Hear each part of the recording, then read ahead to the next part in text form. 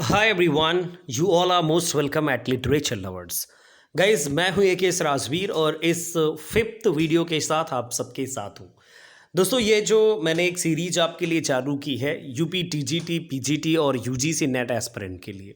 दोस्तों, आज का जो वीडियो है इसमें बेसिकली मैंने पीजीटी पर और नेट के एग्जाम्स पर फोकस किया है।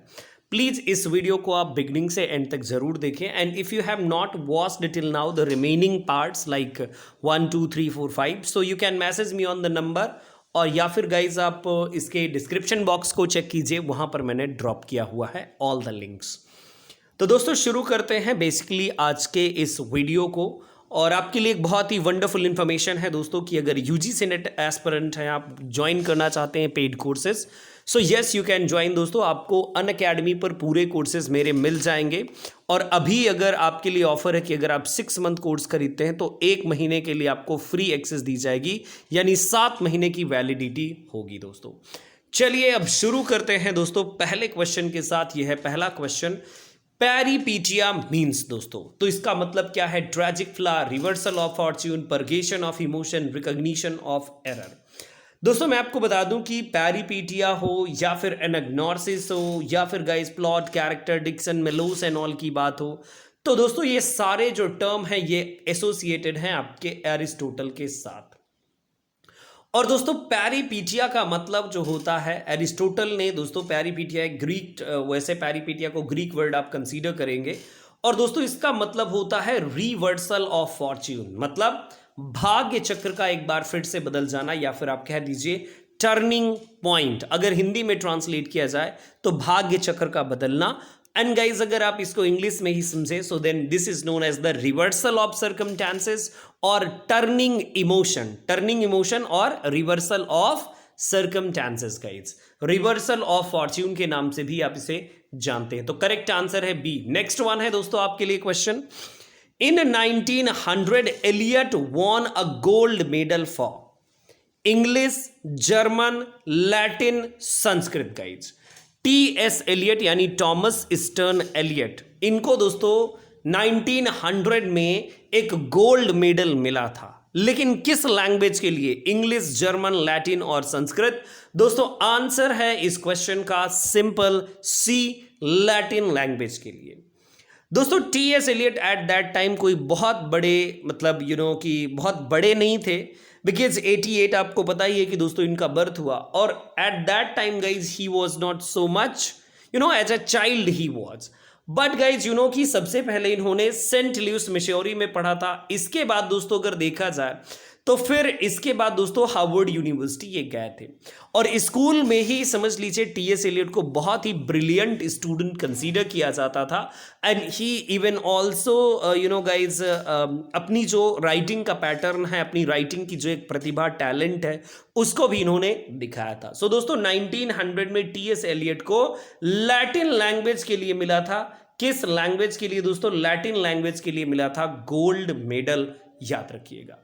इसके बाद दोस्तों नेक्स्ट क्वेश्चन पर आ जाते हैं। ये क्वेश्चन रहा आपके लिए नेक्स्ट वाला, Eliot was much influenced by his 2 teachers, one of them was George Santayana and other was Irving Babbitt, George Eliot, Ezra Pound और इब्सेन। गाइज, तो दूसरे टीचर इनके कौन से थे जिनसे आपके टी.एस. एलियट बहुत ज्यादा इन्फ्लुएंस थे? गाइज, एक तो सांताना थे और दूसरे दोस्तों कौन से थे? सो प्लीज जल्दी से आंसर कीजिए, और ये रहा करेक्ट आंसर। दोस्तों, आंसर है इरविंग बैबिट। बहुत सारे लोगों को लगा होगा एजरा पाउंड। दोस्तों, एजरा पाउंड इनके टीचर नहीं थे, पोएटिक गुरु थे, जिन्होंने वेस्टलैंड और आपको पता है गई love song of J Alfred Prufrock, इन सब के कंपोजिशन पर दोस्तों इन्होंने अपना जो एक बहुत ही इंपॉर्टेंट सजेशन होता है, कट शॉर्ट करने का काम, ये सारा कुछ किया था किसने?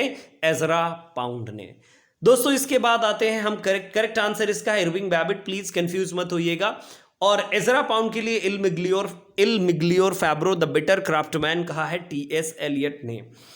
दोस्तों, अगला क्वेश्चन है 34 number, about whom did T S. Eliot write a thought to him was experience.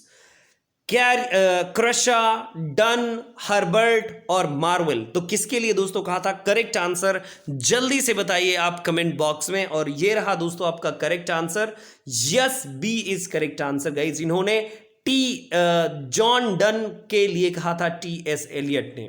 दोस्तों आपको पता होना चाहिए इन्होंने जब जॉन डन के बारे में, वैसे जॉन डन को बहुत सारे क्रिटिक्स ने वैसे क्रिटिसाइज तो किया ही है, वो तो आप जानते ही होंगे कि जॉन डन को क्रिटिसाइज करने में बहुत सारे लोगों का हाथ था।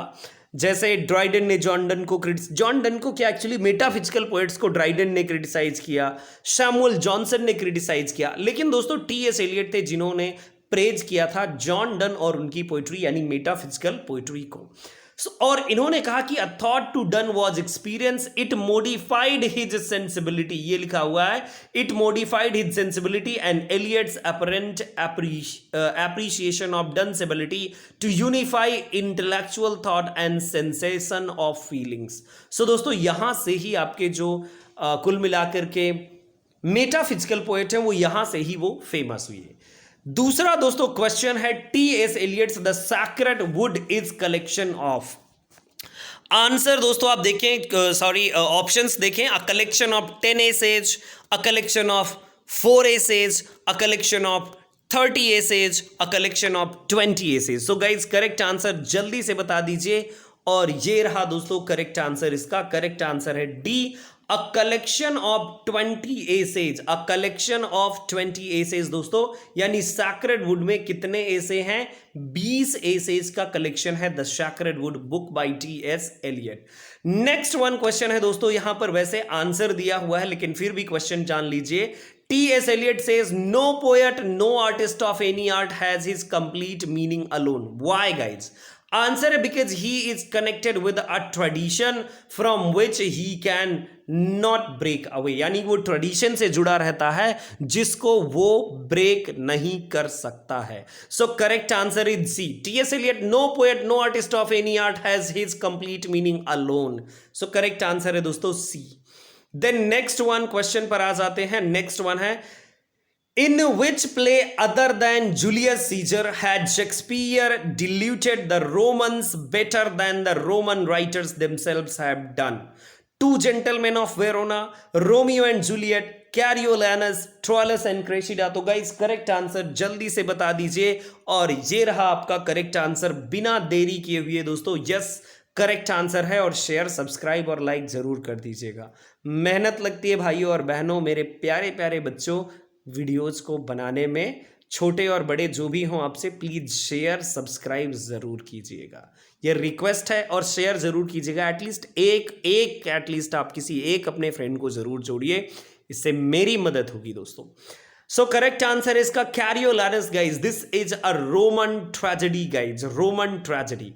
और आपको पता होना चाहिए विलियम शेक्सपियर दोस्तों रोमन ट्रेजेडीज, और आपको पता है दोस्तों अदर डिफरेंट सोर्सेज से, जैसे प्लूटार्क की लाइफ से रोमन ट्रेजेडीज के लिए सोर्स लिया या रोमन प्लेज के लिए सोर्स लिया।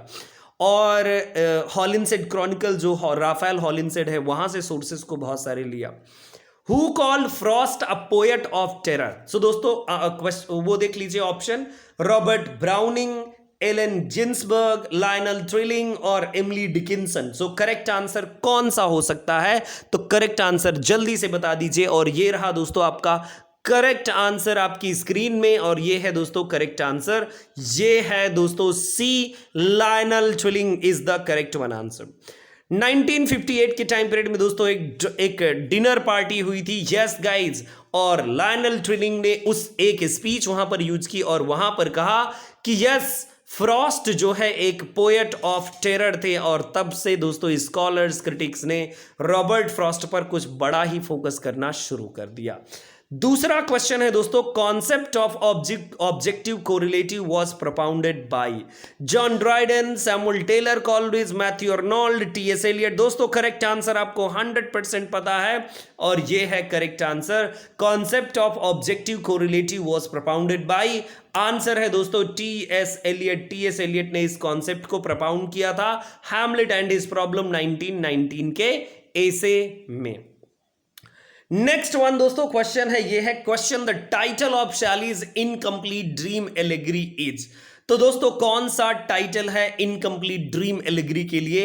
आंसर आपके लिए दिया हुआ है दोस्तों। यस, आंसर, करेक्ट आंसर है दोस्तों triumph of life. This is unfinished poem, incomplete poem by PB. Shelley, यानी पी.बी. शैली दोस्तों, पर्सी बेशी शैली की ये अनफिनिश्ड वाली है। तो दोस्तों बहुत बहुत धन्यवाद आप सबका मेरे साथ बने रहने के लिए। और मैंने आपको जैसे बताया था कि TGT, PGT, UGC net, UP TGT और यूपी पीजीटी, ये सारे कोर्सेज दोस्तों पेड अवेलेबल हैं। आपके लिए एक बेटर चांसेस है कि आप अच्छी जगह प्रिपरेशन करें। देखिए बाद में फंस जाते हैं, इसके बाद फिर आप मुझसे शिकायत करते हैं, सर मैंने पेमेंट कर दिया लेकिन unfortunately I am not getting classes. So thank you so much. अगर कोई क्वेरी है कोर्सेज से रिलेटेड सो 9125090515 बिल्कुल आप मुझसे कांटेक्ट कीजिएगा, अपना ही नंबर समझिए। और दोस्तों सब्सक्राइब कर लीजिएगा, शेयर कर दीजिएगा। मिलते हैं अगले वीडियो में, तब तक के लिए नमस्कार।